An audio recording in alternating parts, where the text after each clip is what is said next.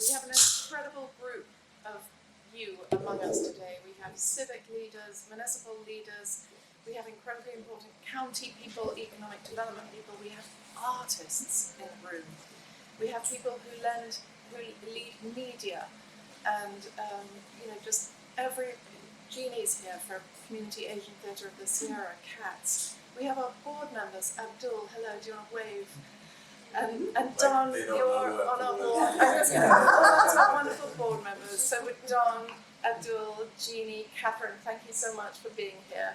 Any other board members? And then we also have in the room with us someone very dear to my heart, who we hope soon will be on our board of directors, Sans Hall, which is really wonderful. This is such a time of growth. We also are blessed with the company of our Mayor of Gros Valley, who herself is an incredible sort of lover of the arts and incredible advocate. Welcome, Hilary. Thank you so much for basically being our host. Is Conrad with us? The secret weapon. But we have Centre of the Arts is just, thank you for letting us be here, Centre for the Arts. And we also have Adam, who is, Adam, like, how on earth do we introduce you these days? You're a rock star. You're a rock star. You're the mayor of Nevada City, so we have both our mayors, which is wonderful. Even worked with Nevada County Arts Council for a very short time last year before he was stolen by In Concert Sierra, who we love. And so you really understand, the ecosystem, Adam, as you do, Hilary. And then we also have Nancy, your sort of what was called the VAPA coordinator, Visual and Performing Arts coordinator at Nevada County Superintendent of Schools. We have Jeff Dellis here, you run now with the county the new Youth Commission. So incredibly important. Before I introduce David and Salvador, sorry for the lengthy introduction, I just wanted to say I've left a few bits of collateral on your chairs. You're here today prior to the adoption of the first ever Arts and Culture Action Plan for Nevada County that centers our two California cultural districts. None of these bits of collateral are that, so don't get confused and start leafing through these things. You can just take them home, they're good bedtime reading.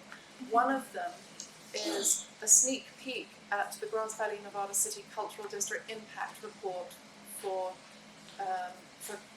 this year, which is great. There's one for Truckee Cultural District. We have a sister cultural district over there, and these just came off the printer. If you happen to notice that there's absolutely no way to contact us and no contact information, that's because it's a sneak peek just for you.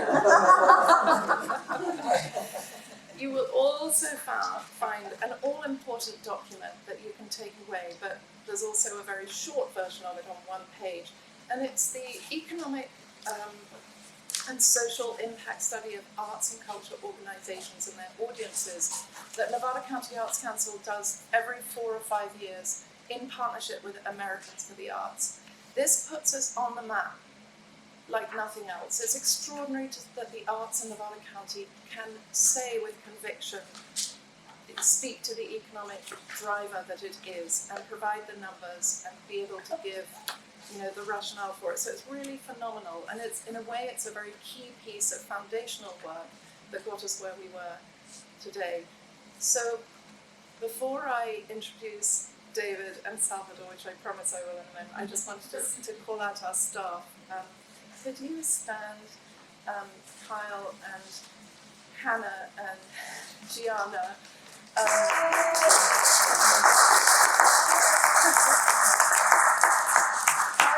I literally just work with such cool people, so fabulous. Kyle is our communications manager, Gianna is our Gros Valley Nevada City Cultural District Program Manager and Creative Director for Muse, which is the definitive guide to art and culture. We're just sending it to print. We're sending the cover to print today. And Hannah is our membership. She's a curator, and she curates art and public spaces with us. Works very closely with Gianna on Muse and is our membership coordinator. So anyone who is so inspired by what you're about to hear and wants instantly to feel that they should become a member, please see Hannah. And with that, I will turn to the reason that we are here today. So 7 years ago, we became a California cultural district, one of only 14 across the state. It's a piece of legislation. That's Assembly Bill 819. No, 189. And for the first 5 years of having this honor, this designation, alongside only 13 others, one of which is up in the High Sierra in our own county, Truckee, it came with no funding. So for the first 5 years, a lot of our work was advocating at the level of state and working very, very closely with state legislators across the entire state and with the governor's office to get it funded. Because when you have funding and it pays for staff members, those staff members become part of the creator economy. And the role of Nevada County Arts Council as an arts service organization is to serve you. So the better we can staff our organization, the more we can do for you. And that's where you see these bits of work coming from. So I'm really pleased with our staff and I'm so grateful. And of course it comes down through the vision from our board of directors. So one of the first things California Arts Council asked us to do when we became a cultural district 7 years ago was, what's the most important thing? All the cultural districts were asked that. We said, we would like to create a plan for our county. We recognize that we're the only county in California, the only rural county, home to 2, and all 3 of our municipalities are tied into this special partnership, because each cultural district is a partnership between 3 different sectors: business, civic life, government, and the arts. And it's the strength of that partnership which drives development and enables us to serve you.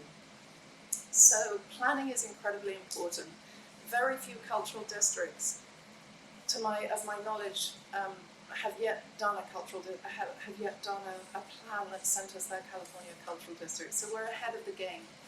And one of the things we wanted to do was, in centering the cultural districts, was make sure that it was rigorous and easy to adopt by our partners and easy to work with by multiple people. So it wasn't just Nevada County Arts Council doing its thing in its office with the plan on the shelf, right?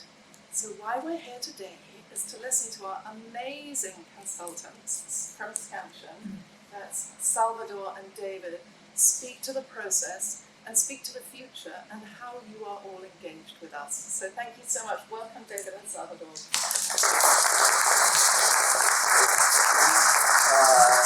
Eliza, and thank you for being here, taking time of your day. I hope you came prepared because we are gonna throw a lot of information at you, but hopefully it'll be inspiring and it'll be motivating. That's the idea.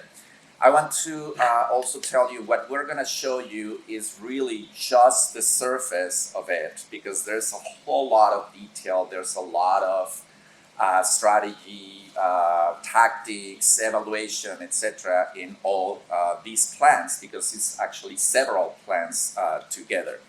But what we want to do is to really give you a taste of what it looks like.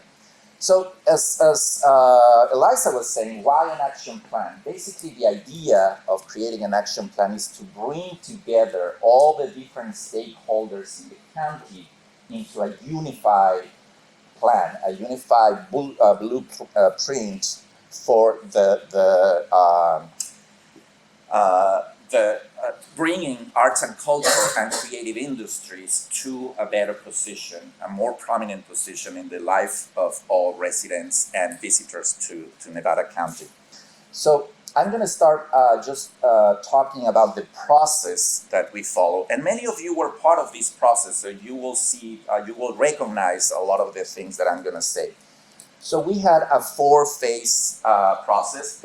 We started with discovery and framing, in which we created a core team, what we call a project core team, which basically was both of the cultural districts, the Arts Council, and the consulting team. And then we, back in June of last year, we had an arts leadership roundtable. Many of you participated then. And that was the first time in which we started asking the community, what is your vision for arts and culture and creative industries in the future? And we set a time of 2032, 6 years from now, to realize what do we want to see. So that leadership roundtable was the first opportunity, but there were many more. We dove into lots of contextual documents, plans, council plans, economic development, tourism, Sierra economic development, fire preparedness, schools, etc. We tried to understand what is the context of all that work. And we also interviewed 12 experts, we call them experts, people who were experts in specific areas that would provide context to the work that we were doing. So for example, we interview an expert on cultural districts. We also interview a person, an expert in climate change in rural areas and fire preparedness. We interview economic development consultants for the county, etc. So with that, we got a pretty good read of what was the situation at that time and helped us to define what I call the scope of inquiry. What do we want to ask our communities, which was then the next phase, community engagement. And we went out in a pretty broad way to talk with many, many people, hundreds of people. So we had 12 in-person listening sessions. We had 9 local leaders, focus groups. We had a bilingual online survey that got 629 respondents. And we also did ethnographic observations in 12 different places. An ethnographic observation helped us to really understand what is the situation on the ground and get a sense, get a taste of how things are happening. And that was super informative. Now, with vast amount of data that we gathered, then we started doing analysis and synthesis and trying to make sense of all this information. What does it mean? How does that work? And what is the most relevant aspects of the arts experience for all of you in the county? And we had 2 collaborative sessions with project team and other people to really try to get a good read of what we were talking about. And then with those findings, we moved to directions and solutions to basically actually starting putting together all these plans and providing direction to the work that you all will be doing. What is super important in this aspect is also to create a balance between being visionary and ambitious, but what is also possible? What can we actually do? So that was a fine balance. And then when we had all these drafts of these plans, we went out again with experts in specific areas of these plans and ask them, can you read our drafts? Are we on the right track? What are we missing? Do we have a good read? So that was the process. David is now gonna talk us about what the actual plans look like. All right, thanks Salvador, and thanks again everyone for being here. I'm going to remind you of what Salvador said earlier, which is that we're going to throw a lot of information at you, but hopefully it provokes thinking and discussion. There will be time at the end for us to discuss some of the ideas together, and we will have also a little exercise to get you to respond as a group to what you've heard. So what Salvador set up is that our process is actually deeply around people and communities and hearing directly from people. So we didn't just imagine all of the ideas in these plans ourselves and come up with a bunch of fancy things that have no relevance to the context here. One of the things that we did at all the various events that we had was get people, and many of you may have experienced this, to write on note cards and share their vision for arts and culture for this county. And so we collected literally hundreds of these postcards or note cards rather, and we analyzed them. And using that, we came up with a vision statement for the 6 years of this plan. And really beyond that, I'll come on to that in a moment, but this is like a long-term vision for the county. So I'll actually read the vision statement that came out of what the community contributed and reflect back what we heard. A vibrant, equitable, and thriving arts and culture ecosystem driven by continuous innovation and strategic long-term planning to meet evolving community needs. Creativity is celebrated. All residents have access to enriching cultural experiences. Artists are valued and supported, and the arts serve as a cornerstone of community well-being, economic prosperity, ecological regeneration, and a shared sense of place. So that's what we heard from you all, from the communities across the county. And also, we use the feedback from community members to define the guiding principles that basically structure the values and orient this plan. And really what people are looking for is more sustainability for the arts and cultural sector. People are interested in more participation and involvement from the community, new and innovative ideas, not just the same things that have been done, but actually testing and trying new things and seeing what the community can build together. And that this looks long into the future, is not a short-term way of thinking. A lot of people express that they thought about future generations, young people, what will it be like to live here into the future? What will arts and cultural experiences be like in the future? Have people had enriching cultural experiences as part of their lives over the course of their lives? So they wanted this plan to really look toward the future and really even beyond the 6 years that it focuses on, to set things up for a vibrant future. The community, in analyzing all of the different notes and survey results and feedback in various forms that we received, the community really defined 12 priorities. So I'm not going to read all of these out, but these 12 priorities really have further shaped what is in the plans as you will see them when they're released. And I'll focus on two. One, tourism and local balance. So a lot of communities across the county acknowledge that tourism supports the economy here. Tourism is a driver. There also are challenges that tourism presents. And in looking at tourism into the future, there has to be a view toward sustainability of that, what pressures that puts on local ecology and infrastructure, but also what it means from a cultural vantage point. So people want to see tourism pursued with balance. Another is around artists. A lot of artists who participated in various sessions talked about that they feel in some ways acknowledged by the community. There are opportunities here. This is a community that different parts of it have unique artistic and cultural heritage that they feel that they're a part of, but also artists are struggling with cost of living and affordability and, structuring careers in which they thrive in this place and questioning whether they can stay here sustainably as artists and creative people. So those 12 priorities came down into 4 pillars of the plan. And I'll describe them briefly. This is like how everything is structured in a lot of ways through the plan. One of them, activation, recreation, and engagement. This one is really about year-long arts and cultural experiences for community members, the residents here, but also for visitors to this community. And what does it look like to think about that in a more holistic way? There's a lot that happens in this county. But what people were talking about and thinking about is what could be accomplished if there was more thinking within specific communities in the county and as a county as a whole of what that really means, what it represents, how do people find out about things, how can that be better connected together. So there are specific ideas that we'll come on to later that speak to how we can achieve greater connectivity.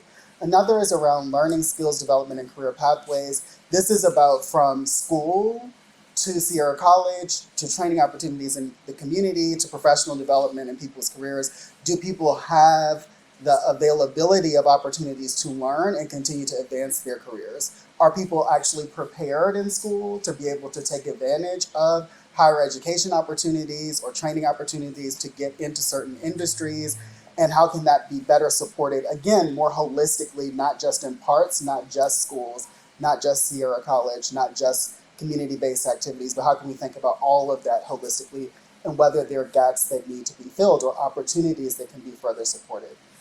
Infrastructure, resources, and partnerships is about a lot of things. One of these things is about like the financial resourcing of the sector, which a lot of organizations and a lot of artists are thinking a lot about.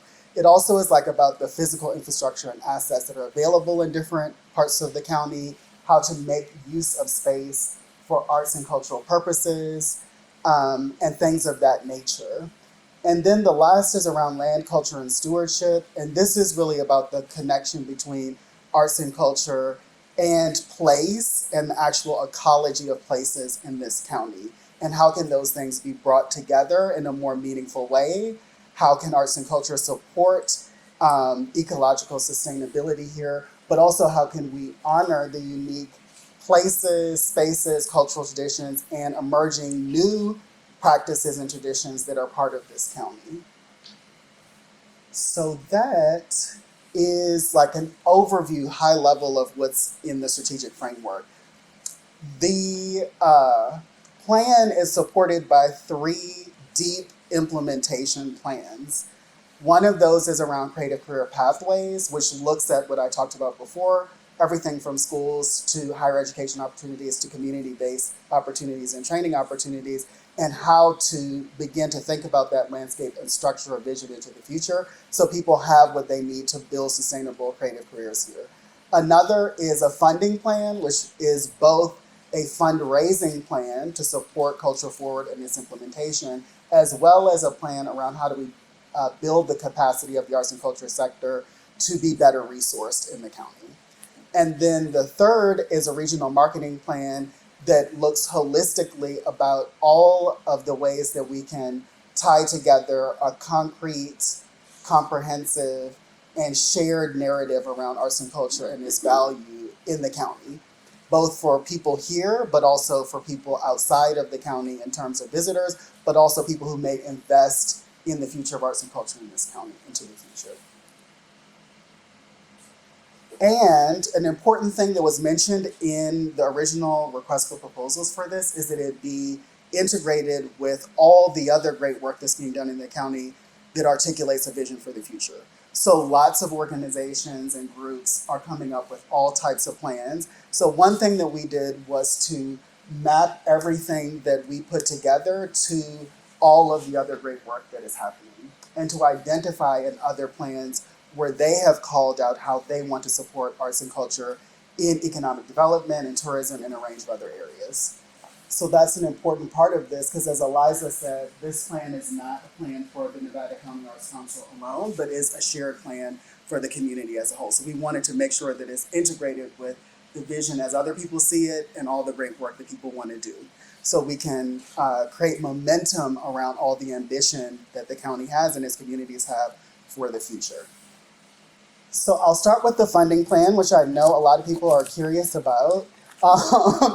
And there are a lot of things to balance in this. This is not, in some ways, a traditional fundraising plan.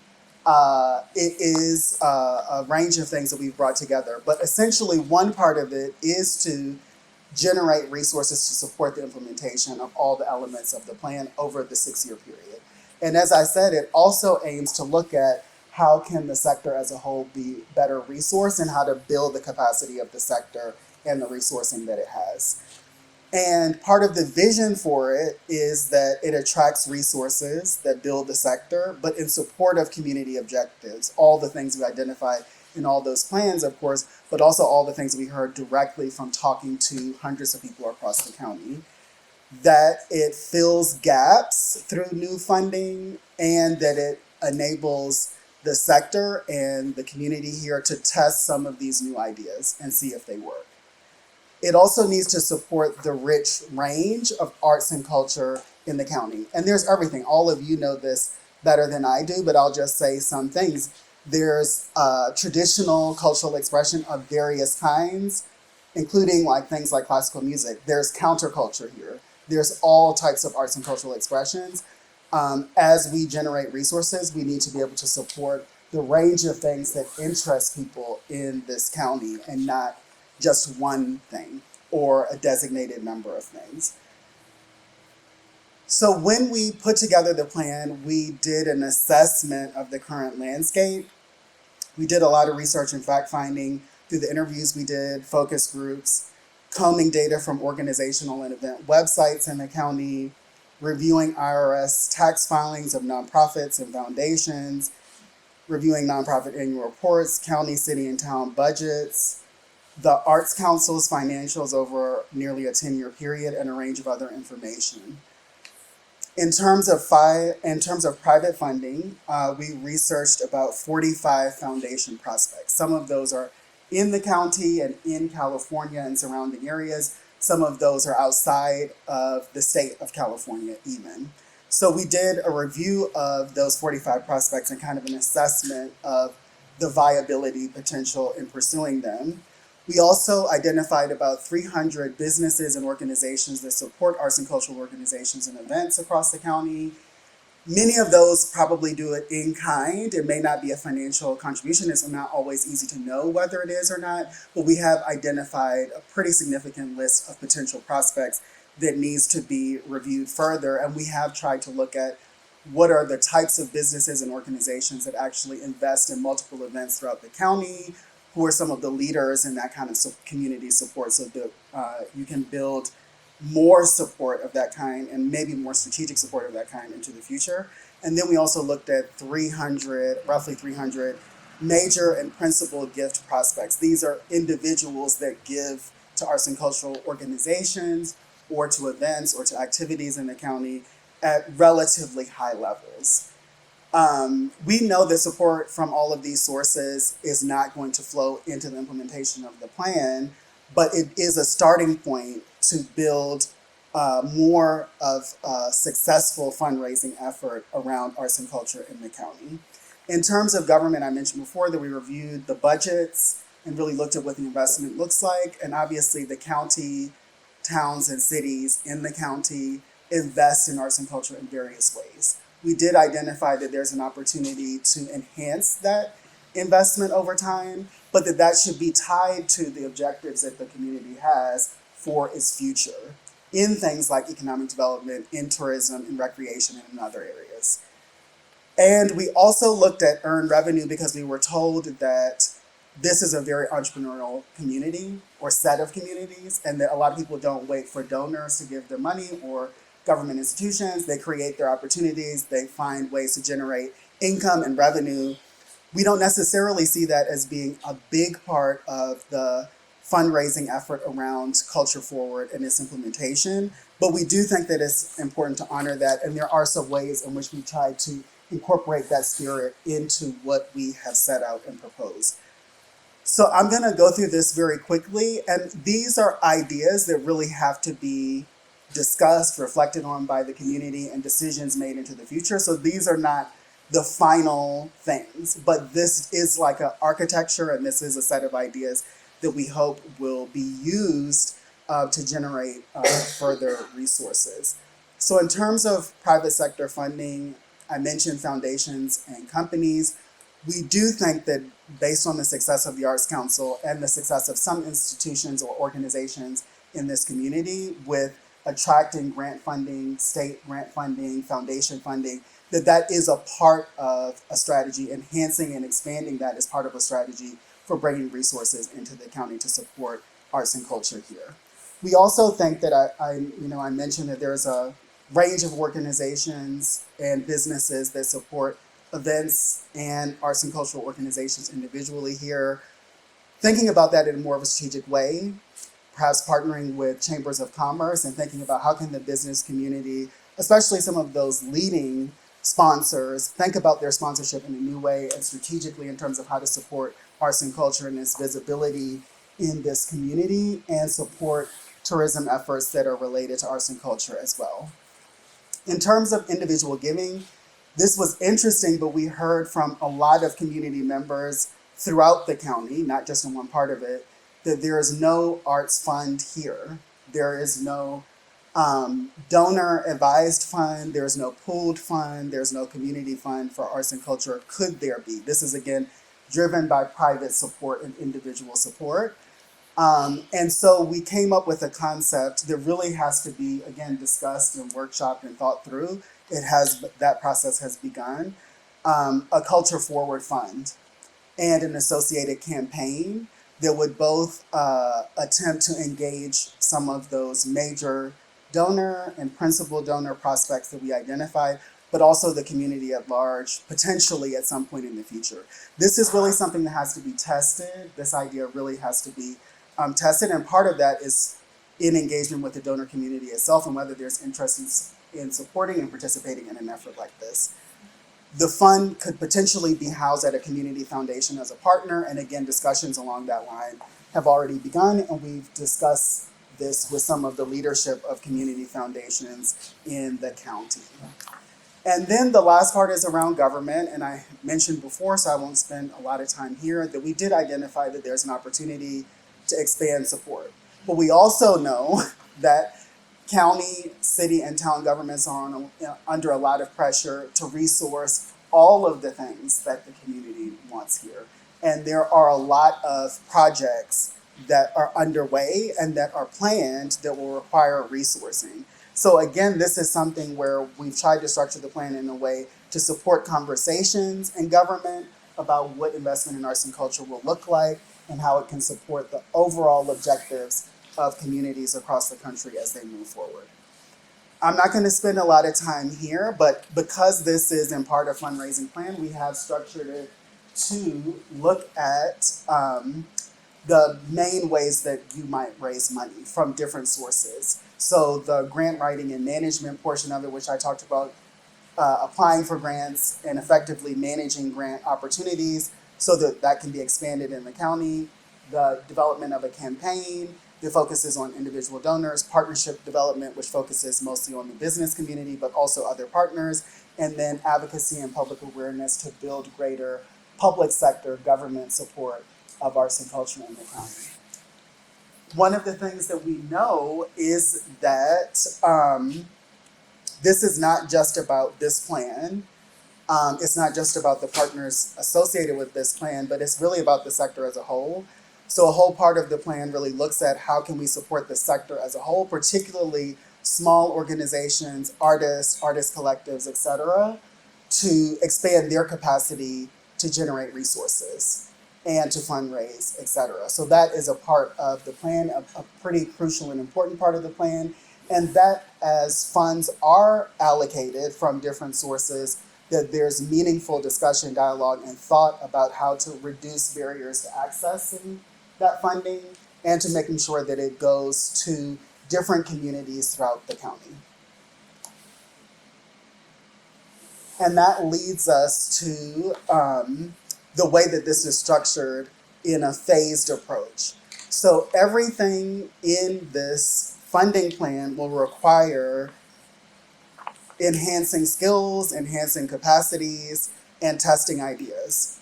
And so this plan is phased, so things like the fund and the campaign wouldn't come online until much further into the plan, because those actually have to be tested with the community. The plan does also allow for changing approach. Like if you find that something isn't going to be successful, there are a range of other options to pursue. Because this is something that really will require significant community buy-in of all kinds, from the business community, from individuals, from governments. And so we don't want to presume that everything will be immediately successful from day one. So it's phased so that early wins can be gained, that there can be an opportunity to reflect on what success has been achieved, and then to build this into the future. What the plan really aims to do is to increase resourcing to arts and culture across the county in a way that can continue to be built into the future. When we've done some of these sessions, like we did sessions yesterday in Truckee, people really gravitated toward these ideas, and people were already thinking about, well, shouldn't we go for more, and shouldn't we? And this is about, let's have an ambitious goal. So there is a goal that's set. Anytime you have a fundraising or funding plan, you have to talk about money instead of financial goals. So there's a $3.6 million goal over a 6-year period that annualizes to about 600,000. That is not the most ambitious goal in the world, but it will require a lot of effort to achieve. So we want to keep it within the range of what could be reasonably considered, not something that is so ambitious that it seems like something that might not be achievable, and that might actually turn off some folks from communities that would support it. So that's the funding plan in a nutshell. In the plan itself, there's a lot of detail about all of this, and there are donor lists that have been provided, and there's a whole bunch of research that has been done around all of that. And I will move into the Creative Career Pathways plan. Again, I'm going to move somewhat quickly. The idea of this, again, is to make sure that people in this county can pursue and maintain and sustain creative careers, and that they're prepared to do that.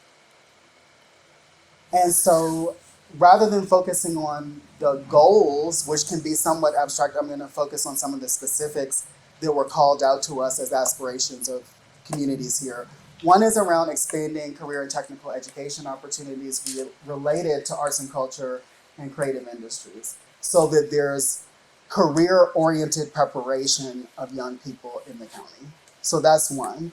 There was a lot of discussion about expanding mentorships, internships, apprenticeships, and again, other ways in which people get training, real-life training that they can apply in a career setting to build their creative careers here. That was very important to people. And then that local businesses and nonprofits be involved, more intimately and deeply involved in this process, so that these kinds of real-world opportunities can be provided, to not only to young people, but to people at every kind of stage of development. Some of this is also around like entrepreneurial training, development that enables people to, again, create their own opportunities, figure out ways to generate income, etc., knowing how entrepreneurial communities across the county are. We heard recently that there's potential plans for an entrepreneurship CTE offering to be made available in the county. That's not specific to arts and culture, but that's just supporting young people to understand entrepreneurship in general to enhance their capacities into the future. I'm not going to read off all of these, but I'll say that this entire plan, much like everything in all the plans, has been defined by community perspectives here. So we gathered representatives from schools districts, Sierra College, businesses, nonprofits, and others who have a stake in this to have conversations, and they gave us a set of recommendations. So everything I just talked about came from their recommendations. And I'll mention just one of these that I didn't mention before. They acknowledge the need to increase credentialing and professional development of teaching artists to expand the pool of those that can provide arts educational opportunities in the county. So all of this is defined by what the community sees as opportunities and what those that are involved in these various parts of this landscape understand the opportunities to be. Like the other plans, we did a lot of research and assessment work to really look at the environment.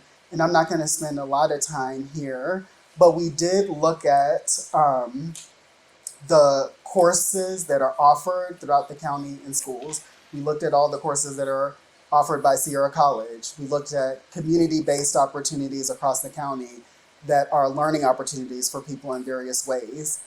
We also looked at data, including the state's data about employment prospects in different fields, and their data for the larger region, because they tend to look at larger economic regions. So this would include Sacramento and other areas as well in the broader region. The prospects for employment in creative industries are positive, and in some ways there is significant anticipated growth in the larger region's employment prospects for creative industries. So we looked at things like that. We also looked at things like, what is the current provision of arts education in the county? How does that compare to the state as a whole? And there's a gap, but it's not like an enormous gap. So there is a way that you can close the gap. I believe in the county it's like 30% are enrolled in arts courses, and then the state level is 39%. So there's a gap, but it's not, again, huge. So you can aspire to what could we do to increase provision.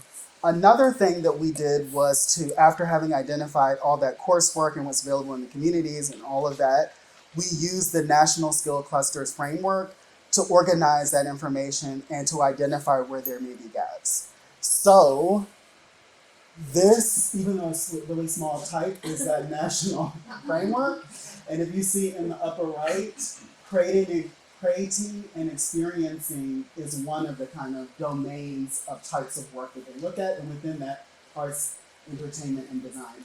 We focused a lot on arts, entertainment, and design, but we did actually look at hospitality and events and tourism because that makes sense in this context, and we also looked at management and entrepreneurship.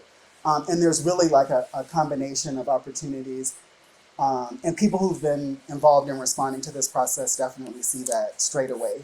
So what we basically identified is in the career pathways focused on arts, entertainment, and media, in design, the county has some provision in all of those areas. That doesn't mean that it's complete, that it's sequential, that it would prepare someone for a career, but there is provision. There's courses in schools, there's courses at Sierra College, there's community-based opportunities, there's internships, there's various things. So we identified that, and then we, in the plan itself, have organized and we go pathway by pathway and analyze what is available through all of those different things and what some of the gaps might be in some of these areas.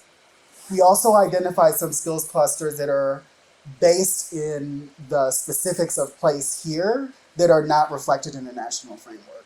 So one of those is about making and applied arts, and there are opportunities in schools for that, but there's also opportunities in maker spaces, et cetera, to support that.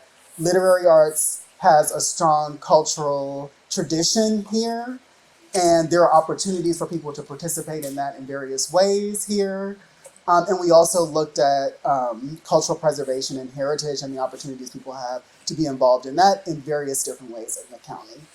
So again, not just looking at the national standard, but looking at what the county uniquely has in terms of its offering as well. So then the plan basically goes into detail about how we strengthen the assets the county has. And I should say this builds on the arts education plan that was developed years back. So it basically takes that as a starting point and says, how do we take this to its next step? And some of the things that we did in the plan are things that were identified in that arts education plan as things that the county desired to do. We need to find out more about this. We need to structure this in a different way. So we tried to honor that as we created this. But I'll call out a couple of things in this. It's about expanding CTE opportunities, but also it's looking at things beyond that.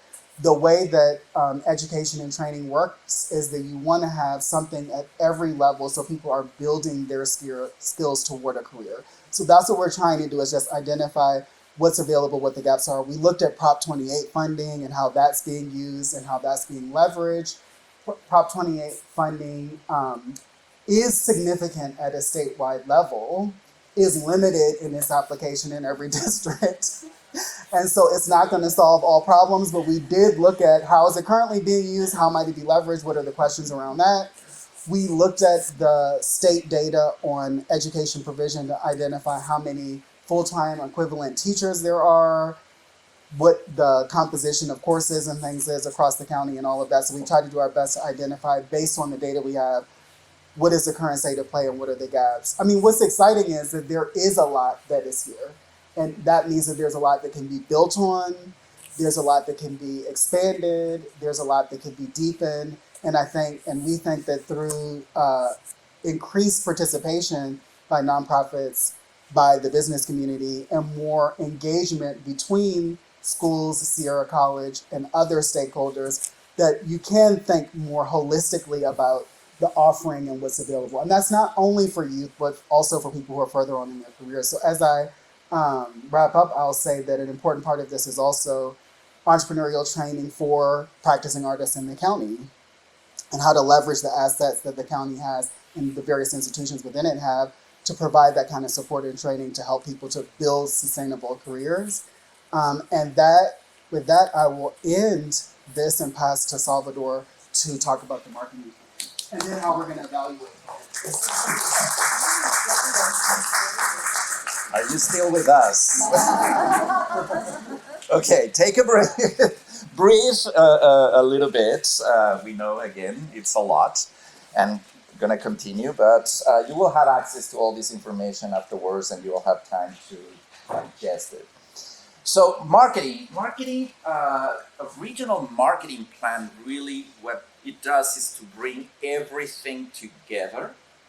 All the funding plan, all the action plan, all the career pathways plan, everything, and articulate it in a way that inspires people, that brings people on board. That's pretty much one of the purposes of the marketing plan.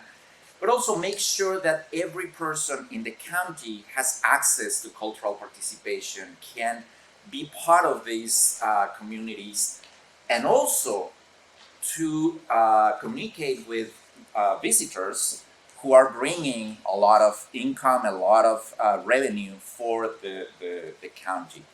There's a very impressive statistic that shows us that 3/4 of people who visit Nevada County come here looking for an arts and culture opportunity. So we need to keep taking advantage of that and actually increase it if possible. More specific objectives of the marketing plan is to drive economic development, increase awareness and visibility for the arts. This is not a tourism plan. It's an arts and culture and creative industries plan to elevate the profile among locals and visitors. Ensure sustainable tourism, foster community pride, etc. Now, the first thing that we needed to clarify is, who are we communicating with? What audiences are we talking about? So we identify 4 priority audiences. First and foremost, arts and culture enthusiasts, people who are looking for that opportunity, who are looking for that experience. But based on the importance also of visitors, we subdivided in 2. On one hand, local art enthusiasts, and then on the other one is visitors. Then after that, artists, culture bearers, and arts and cultural organizations. Many of you are running arts organizations. We need to figure out how to communicate, how to create this dialogue that is going to bring vibrancy, more vibrancy. Then funders, super important. Everything that David said is based also on a communication strategy and how to position ourselves in the eyes of funders. And then lastly, partners, not necessarily arts and culture organizations, but other organizations that create a multi-sector strategy: health, education, fire preparedness, recreation, etc. So we can create also these synergies. We also review many different plans, economic development, recreation, etc. And all of them are talking about arts and culture. So we need to create those interconnections. So we also know that these audiences overlap in many ways, and that is fine. An art enthusiast could be also an individual donor, and an arts organization could also be a funder in some ways. Now, after identifying who we are communicating with, we also need to identify what are the kind of experiences that bring people, bring meaning to people's lives. What gets them excited? What is relevant to them?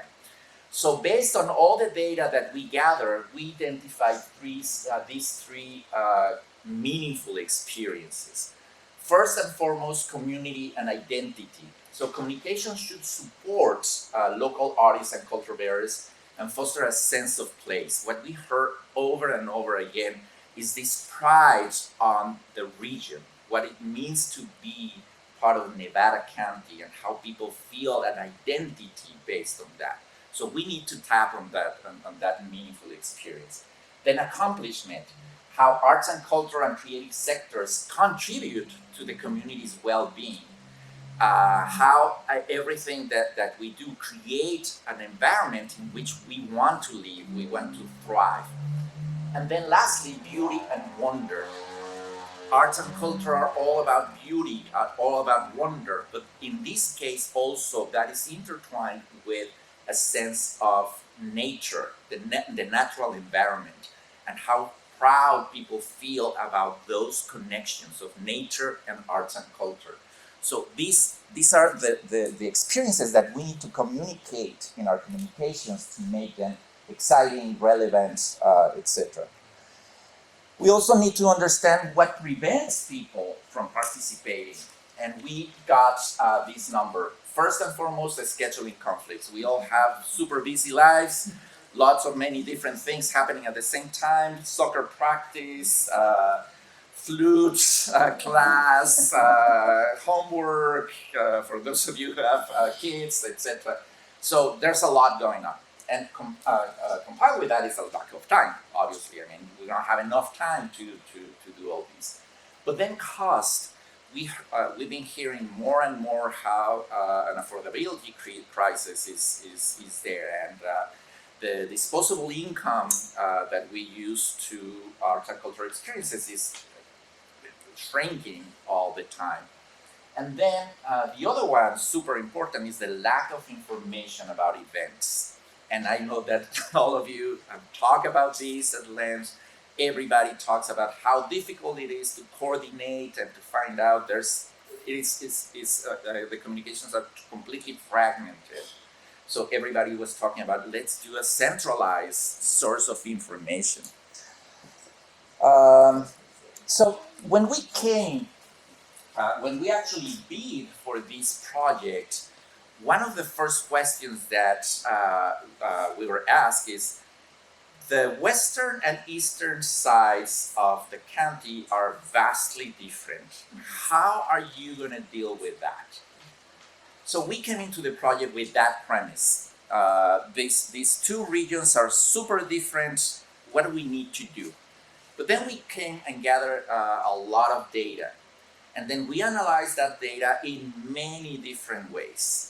We analyzed the data about people's experiences with arts based on place of residence, if they were on the western side or the eastern side, if they were on the unincorporated areas. We analyzed that data based on gender. We analyzed that data based on income, based on education, based on experiences that they are looking for, etc., etc. And guess what? We found no differences. Statistically, there are no differences when it comes to the experience and the pride that people feel about the arts. There are differences, for sure. There are structural differences. Here you have venues. Truckee does not have venues. Here you have funding models that Truckee has is different. The differences are structural, but the experience that people are looking for is not different. So we think that's the common ground. That's what brings us together. So what we think is a marketing strategy needs to tap on that and develop a common sense and a common identity around the arts. So what we're suggesting is to work around the idea of mountain communities, also to connect with the natural environment. And for that, we can use the cultural asset map that is already there and can be enhanced, but also a strategy for a cultural corridor that I'm going to talk about in a minute. So we have 6 goals for marketing.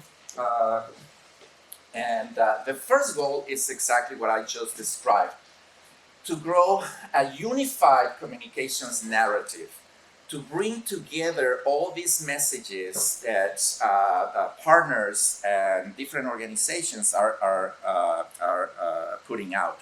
I'm not suggesting that everybody says the same, but that all of them tap into this idea of a common identity, to unify a sense of place. The second goal is all about using technology to provide solutions to these challenges that I was describing. So first and foremost, to create a creative network exchange digital hub. So basically a digital place where people can find information about events, can find information about tickets, can buy tickets, can find information about artists, etc., etc. But also for artists specifically, a resource center where they can find information about grants opportunities, where they can interact with each other, where there's a forum in which they can create dialogue, etc., etc. The third goal is the most ambitious, and it's to launch a county-wide campaign to amplify the role of arts and culture in the county for locals, but also for visitors. So the idea is to elevate the role of arts and culture. It's not in the implementation plan. It's not the first step. We need to take this into steps. But the idea is to launch a marketing and communications campaign that really enhances and elevates the profile of arts and culture.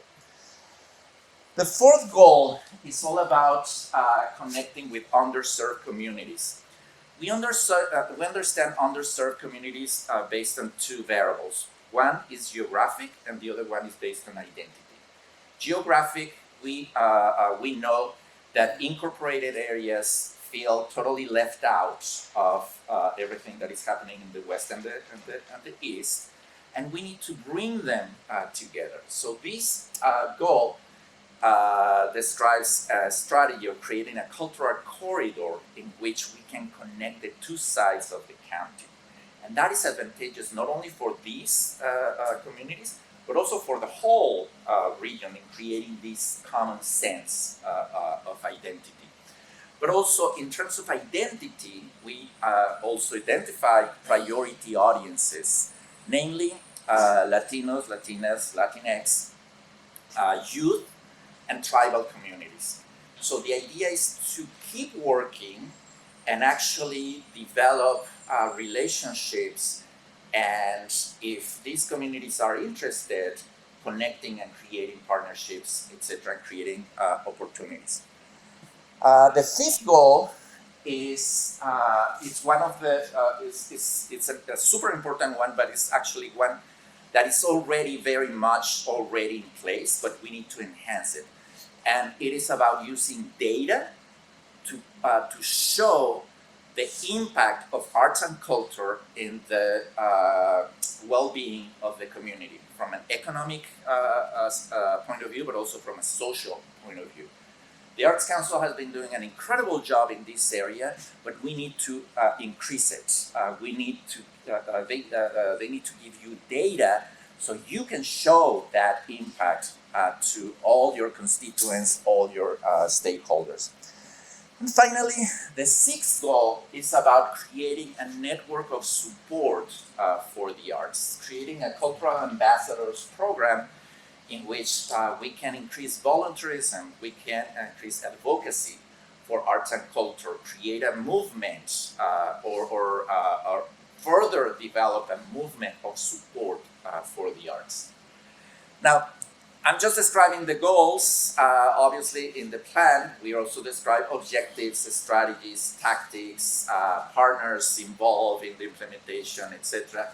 We've developed also several toolkits and messaging toolkits that show people how to craft messages. We also have a toolkit for developing surveys so we can gather information from people. We have a toolkit for media training, so also how to deal with media, etc. So it's a pretty hands-on plan. And finally, each one of these implementation plans and the action plan have a structure that is similar, so you can identify the threads across all the plans. So each one starts with a situation analysis describing what is our assessment of the situation in that particular area.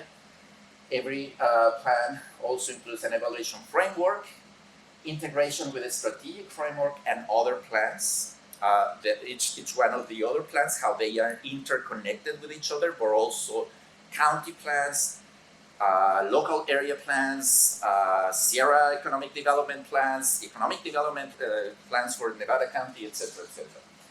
Governance, we are including the creation of a culture-forward implementation committee and subcommittees to work on the implementation of all these plans. An implementation matrix, which is an internal document to keep track of progress and where are we going, etc. And finally, the toolkits, donor prospect list, and supportive resources that I described. In terms of evaluation, we have a framework that show us how to know if we are making progress. So here I'm showing you some of the variables that we've identified for the 4 pillars. Remember the pillars that David talked about at the beginning? But each plan also has its own variables for evaluation. And the evaluation framework is based on 2 types of data. One we call OKRs, which is objective and key results, which are like more strategic goals. And then KPIs, key performance indicators that are much more tactical and also tell us how much progress we are making, etc., etc. Okay, that's a taste of what this action plan looks like. It's a lot, and again, I mean, there's gonna be way more detail in the final documents. But we'd like to take an opportunity, and we're running out of time. We also want to hear from you how this plan can be part of your work and how you can take advantage of this. So we created what is called a Mentimeter. We want to ask you, what opportunities could Culture Forward bring to your work? So if you have a smartphone, you can scan this QR code and answer right now. I'll give you 2 minutes, and then we're gonna start seeing the results here. So 2 minutes.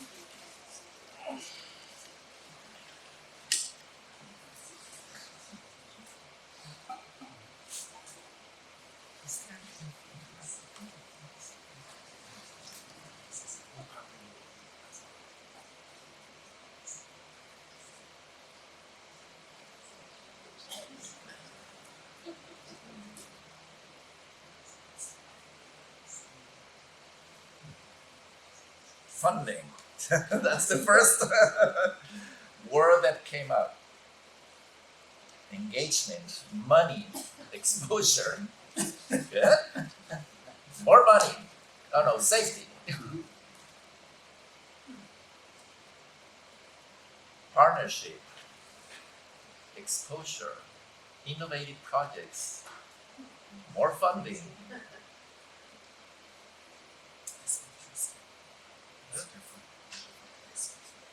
Equity, youth enrichment, that's awesome. Exposure, engagement, opportunities. Yes. Recognition, volunteering excitement, integration, tracking, engagement. If you see funding is now smaller and engagement is bigger, Collaboration is now bigger, yes. Yeah. that's awesome. Yeah, collaboration's everything, isn't it? Community building, observant. I'm feeling nervous that funding is getting smaller. We're using other words to describe it.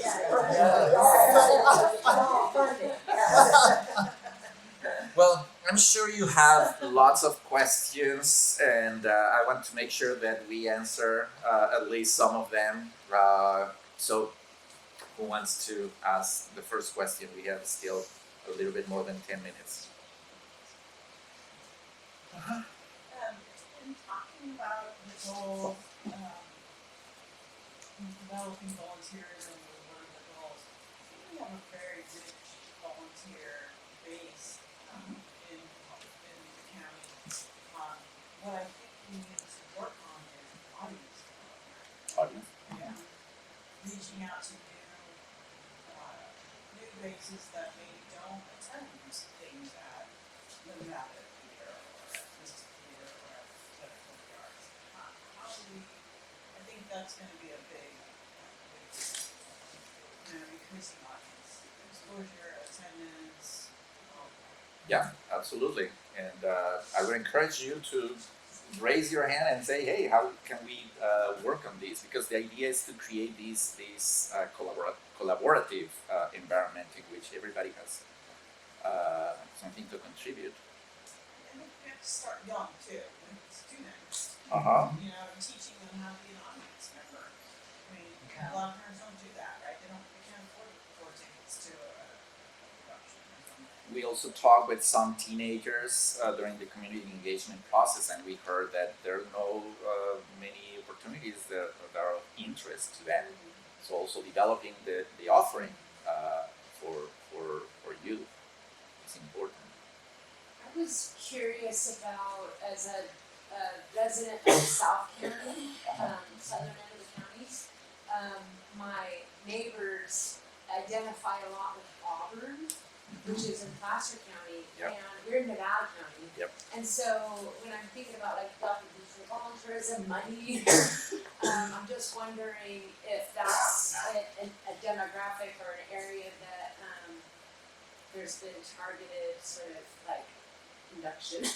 Absolutely. We know that county lines are artificial. People don't necessarily say, okay, this is Nevada County, this is Placer, I'm not gonna cross. That obviously doesn't happen. So what we did is to consider plans that are more regional plans. So for example, the Gold Country tourism plan is a regional plan that includes, I think, 5 or 6 counties, something like that. The Sierra Economic Development Plan also includes, and we are aligning these objectives and goals with some of those plans, so we can create the kind of synergy that is going to create a regional movement.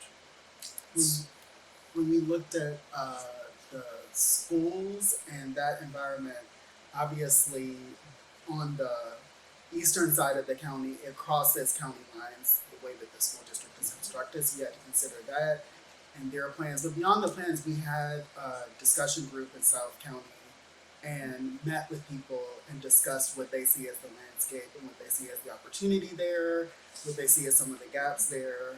And different parts of the community have different priorities. I think audiences is a priority for everyone, but audiences in some communities are vitally important given where venues sit and the changing demographics and the changing profile of participation in like in-person live experiences within traditional venues is like a priority for some communities. In some communities, they talked about volunteerism and how there's a group of volunteers that volunteer for everything. And how do we build the next generation of people who are going to do all this stuff, because there are a lot of people who are burnt out from their level of participation in community life and things like that. So it is interesting, and you'll see when you look at the plan in like more detail that in some of the objectives we call out the particular needs that were expressed by particular communities. So that there are some things that are spoken to that are about addressing specific opportunities or challenges for specific communities. I have it's interesting because I serve on the board of In Concert Sierra, and their entire huge effort is always to pay the artists that play for them extremely well. And I also direct with a lot of local theater companies, and most of those actors work for nothing, unless it's something like a mystery night at the Holbrook or something where they will actually be paid quite well.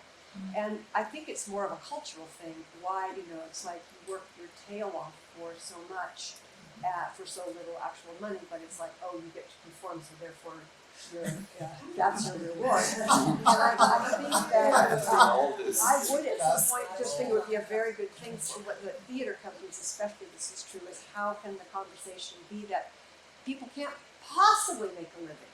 You're paying nothing. I mean, they might be paid some money to get to the theater, so for gas mileage. So I don't know how that fits in, but it feels like a really big schism.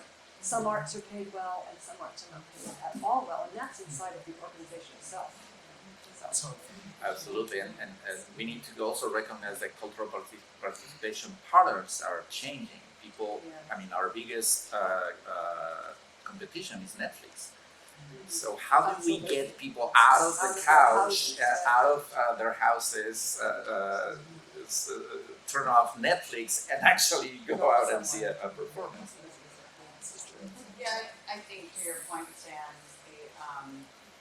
our nonprofit staff here in this community are underpaid, underappreciated, overworked, don't have health care, can't afford housing, and are about to make some really hard decisions. I think we're gonna see a lot of very hard decisions made in the next couple of years in our nonprofit arts communities.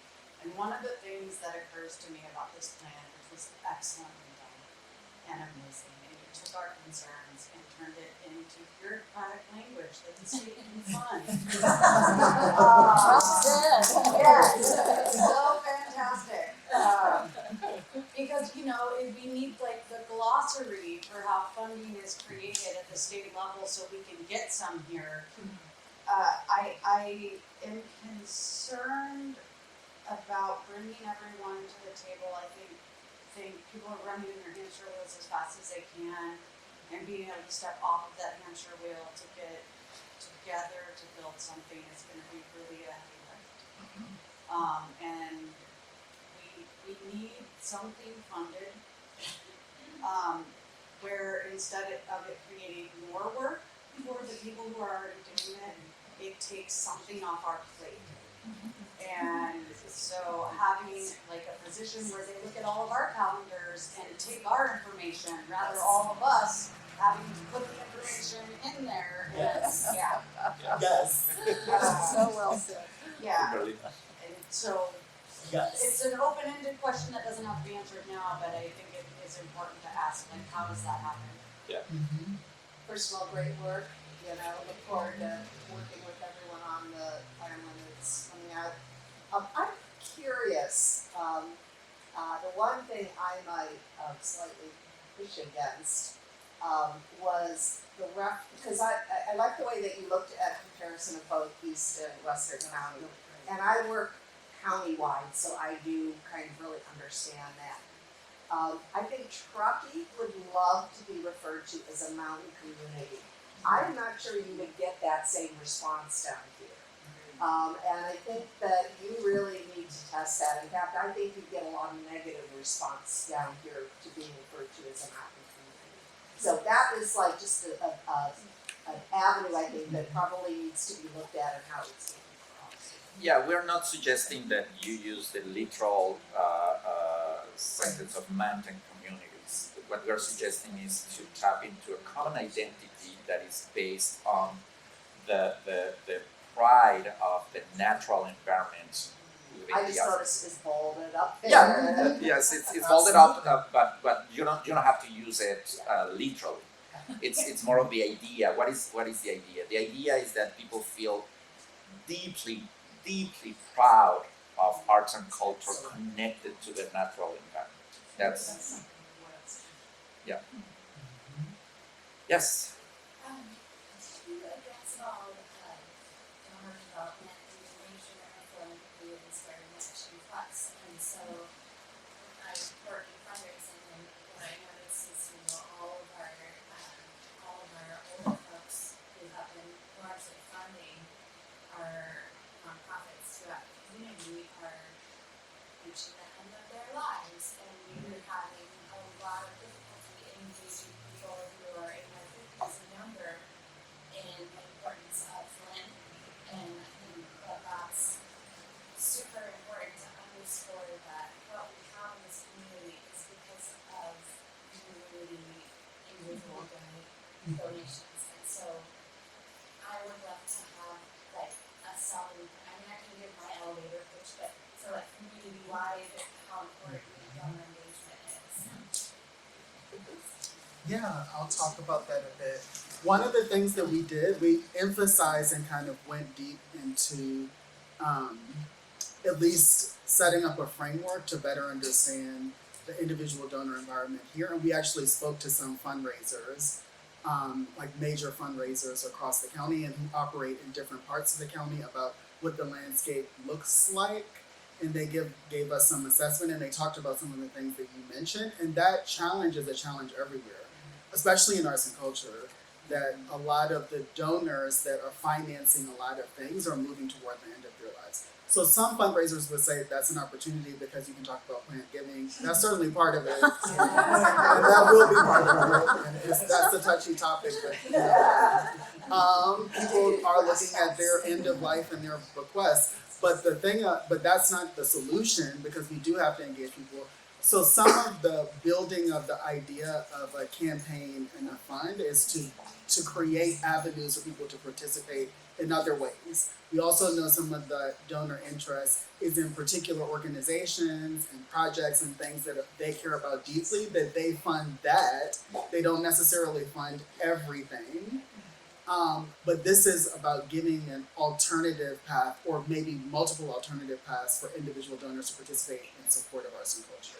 And some of the younger category of folks who think about their philanthropy do think bigger picture, do think in terms of systems, do think in terms of like community as a whole. That's not the only thing that they're interested in, but some of that category of donors are interested in that kind of investment. And especially where it's tied to other community priorities, whereas they might not be as interested in just giving to this one organization that my grandmother gave to or my grandfather gave to. Hi, I think people give when they have been given to, okay? So think of your product, think of what you do, and how you have enriched them in a very, very deep and profound way, okay? When they are touched so deeply, all they want to do is to be part of you, and to do that, they will give. Maybe not a lot, but it's the consistency. I value our $50 donors, even our $20 donors. And I also want to mention, piggyback on what San said, CATS has been around for 32 years. We pay everybody, not a lot. I believe in equity. I believe in fairness. There's no show without the actors. How dare you not pay your actors, you know? Yes, designers are great and they require whatever and we do whatever we can. And sometimes I have to talk to them. I say, you know what? I used to be in employment law. I believe in parity. I can't give you $1 million and give them 100. You know, come on, you know? So it's always explaining who you are and why you do what you do and why you pay what you pay. And you can only pay that much because you have to pay. Everybody's job is important. One is not more important than the other. Okay, people will do what they can, bring whatever skills and talent they have. You know, you may have been around longer, have these fancy credentials and all that, but the person who are house managers, you know, they're fantastic. They're there at 5 p.m. and they leave after the last patron is gone. I mean, you know what I mean? I don't have to worry about cleaning up anything. So whatever you can and they know they can't pay a lot, or we can't pay a lot. And if we have out of town actors, we find them housing. And I talk to the Airbnb owners, could I have a discount? Can I have a bigger discount? You know, whatever. Or, you know, some people give us free housing. And then I would thank them with a gift card. But some people, they do charge, but they have to make a living because it's their Airbnb. You know what I mean? So we meet them halfway. We just have to work with the system, work with the people, work with the environment. Just keep working and you'll find some happy medium, okay? Thank you. Thank you. Oh, thanks. Yeah, mine is a little more obscure, and it's more about going back to the kind of purpose of why we're all here, is like the artist, right? It's like, to me, the funding piece becomes a bit of a gatekeeping piece as well. And so, you know, in a community that is sort of under that verse.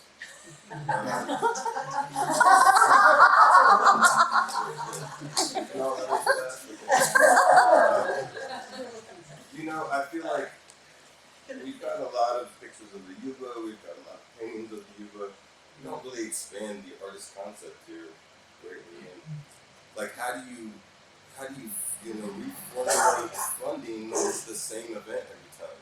If you can't get people to be, feel safe and express themselves in their true self, not just to appease the sort of, I feel this way about my community, it feels like a dying effort, And so, how much are we working with the local police? How much are we providing safety for these organizations and building kids up in a school system that's saying, no, we don't care about you.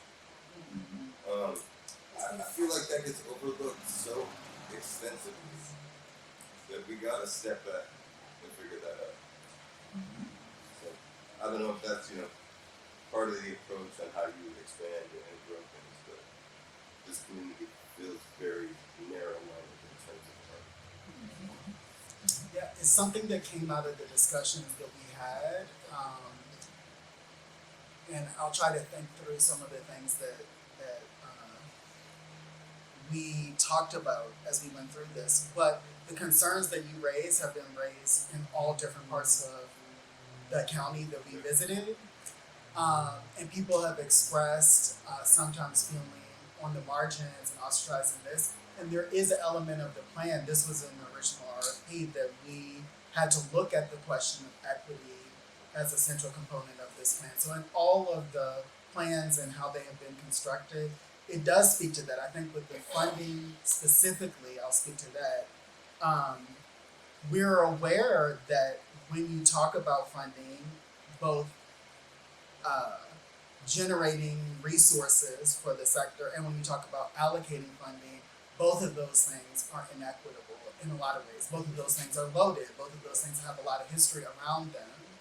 And that as Culture Forward is implemented, one of the things that's central to it is trying not to replicate those patterns, but also existing in the reality of if you want resources, you're going to have to engage with institutions, you're going to have to engage with wealthy individuals, and you're going to have to do all of these things, but also thinking about it in terms of how can the broader community participate in that, making sure that when funds are allocated, that it's reflecting the breadth of what cultural life is here, and some of the emergent things that people are doing, which is about what young people want to do, is about counterculture, is about diverse cultures, etc., and giving visibility and making sure that there's visibility of those realities across the county, and not just some of the things that people think about traditionally. But it is a balance, and that's the thing that a lot of communities face, is that there is a history of this place, there's a heritage of this place, there's a culture of this place, there are things that have happened, and those are things that give this place an identity, but that identity is changing. There are a lot of new people here, there are a lot of residents that have second and third homes in different parts of the county. That changes the character of it. So it is going to change.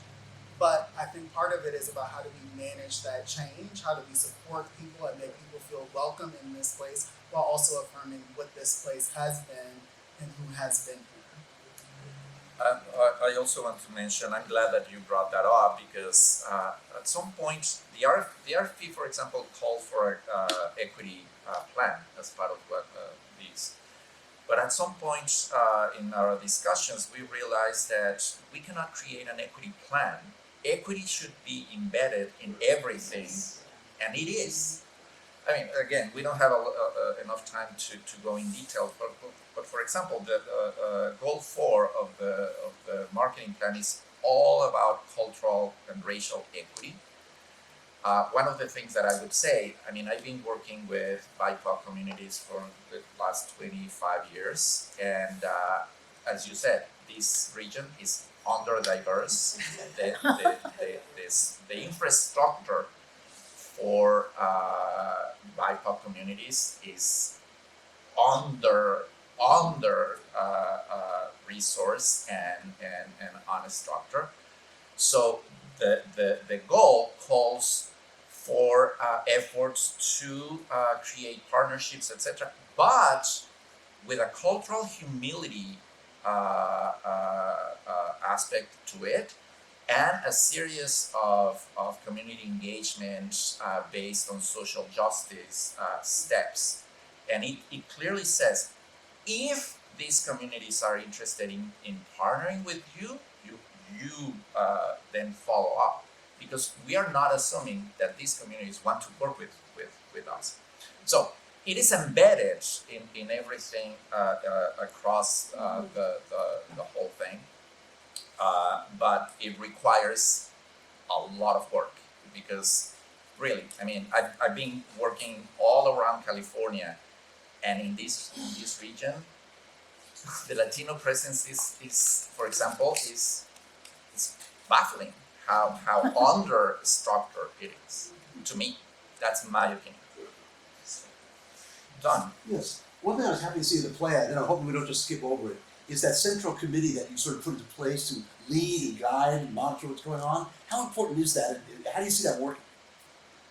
It's essentially important, and it's something that honestly has to be negotiated in some ways. We see that committee first being comprised of Nevada County Arts Council and its partners like city governments, town governments, county government, chambers of commerce. Chambers of Congress. Chambers of Congress.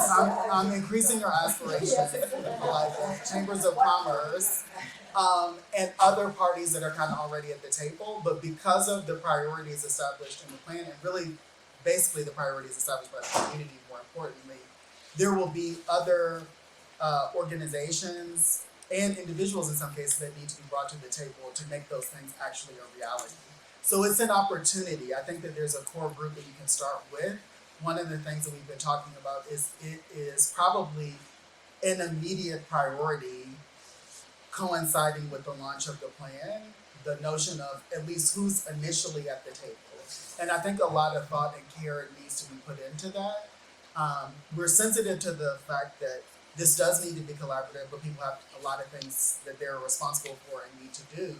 But this is meant to bring together some of the key stakeholders, some of which already are engaged, some of which are not engaged to the table to really think about how this is going to work and about the future of the county and its arts and culture sector and broader community through the committee structure. But it's going to be a work in progress. I'd say that the implementation committee is an immediate priority, and then the committees for each of the plans are something that can be built over time. And there needs to be sensitivity to who has the capacity to sit at the table, what resources can people bring, but also not making it be just a structure of gatekeeping and have the perception that it's just a structure of gatekeeping that keeps people out. Like, it does need to involve people who may not be the usual suspects that are often at those tables. And you mentioned the tracking document as well, so there's actually a physical entity that you can look at and say, this is happening, this isn't happening. Exactly. And it might be helpful. There's one of these flyers. Nevada County. It's an odd coincidence that the state of California is adopting right now its first ever strategic plan for the creative economy. So at the same time that we are adopting culture forward for Nevada County, the state has gone and stolen our idea and done one for the state. So, not only that, but Nevada County Arts Council has been asked to, Gailey and I will not forget you, has been asked to host one of only 4 town hall style listening sessions at which this larger strategic plan for the creative economy, so lots of juicy conversations, will happen on January 22nd. Again, it's completely free and open to you. We want lots of leaders there. It's going to double up as a sort of leadership roundtable. And Salvador and David have suggested that at this special meeting on January 22nd, which will take place at the Miners Foundry, and you can just home in on this and register yourselves today. We also, announced the implementation committee for that, at least the beginnings of it. So that's really exciting. So that's actually, would that be where we we have to have a whole conversation like, what does it mean to adopt a plan? Like, anyway, but it is a very exciting thing. And of course it's going to be more messy because all of you are part of it. It would be not easier to have a county arts council to pretend we can lord it over you. We wouldn't stand a chance of this being a success without you. So it'll be a bit messy. There'll be a few bumps in the road. It's going to be great fun. So make sure you're here on January 22nd. Is that the only rural stop of that tour? No, there are 3 other. There's one in Eureka, one in Lake County, and one in Reading in January. And right now the state, that's California Arts Council and the Governor's Office, is now publicizing this. People are already signing up to come here from neighboring counties to hear this. So that's why we thought, well, let's show them what we're made of. You know, you county over there, you county over there. Look, we've got culture forward. So anyway, make sure you're there on the 22nd. And Abdul, you can bet your bottom dollar that we'll be talking about this at our board of directors meeting. I just want to say that we are over time. We're happy to keep answering, but I also know that you probably have Last places. question from Yeah. The $3.6 million, is that gonna act as an endowment, and then the projected, grant process would be $600,000 a year from the endowment? Is that correct? That isn't exactly how it's structured. So, at least the way it's provisionally outlined is that about $1 million of that is the fund. So that is from the individual contributions, and it could be from business contributions and other things like that. A portion of that may be available for grant making to support different things. It's really the implementation committee will have to decide how the funds are directed. But $1 million is not sufficient for an endowment or to generate enough capital into the future. So what people were talking about when we were in Truckee is, again, this idea of like, why not, let's not stop there. Let's see if we can get that, and then, but then you'll have the fund as the architecture to continue to raise funds for regranting. But of the 3.6, other funds are for generating resources from grants, and some of those could be regranting opportunities depending on what those grants are. But all of that is contingent on the money actually being raised, and then what are the priorities that you want to use to direct whatever resources you're able to raise. So I think the funding plan recognises this sort of beautiful opportunity and tension between the necessary resources needed to build capacity to do this work, do the work and lead it and guide it and support it at ground zero, and then simultaneously setting a precedent for funding the arts long term. So why don't we do the 2 things at the same time? So that's where partnerships, collaborations, the Western Nevada County Community Foundation, we must all support that idea. What does it look like to collaborate with that? What does it look like to collaborate with the county, the superintendent of schools? So lots of work to be done, but I think that does that help, Amy? It does, and I had an experience, my sister-in-law is on the board at 508, which is in Woodside, California. And we were able to go to the gala this year. And their fundraising goal for the evening, this is just like, hey, the hope is coming, right? Their fundraising goal for that evening was $80,000, and in 1 hour they raised more than $500,000. So the hope is there. We just gotta get our hands on the right. That's it. That is absolutely correct. Wow. Yes. Well, guys, thank you so much for being here. David and Salvador, thank you. And where I said to David and Salvador, I'm just absorbing this like moment by moment because it's so fresh. And even though we've been part of so many different phases like discovery and framing and community engagement and making sense of data, and it's really only now that all of us are getting our head around this. So this will be a journey alongside you and involve many conversations. Thank you for coming today. We do have a website, Culture Forward CA, like California, cultureforwardca.org, and sooner or later we'll update it. And sooner or later you'll see the whole plan. But make sure you're there on January 22nd. Thank you. Thank you.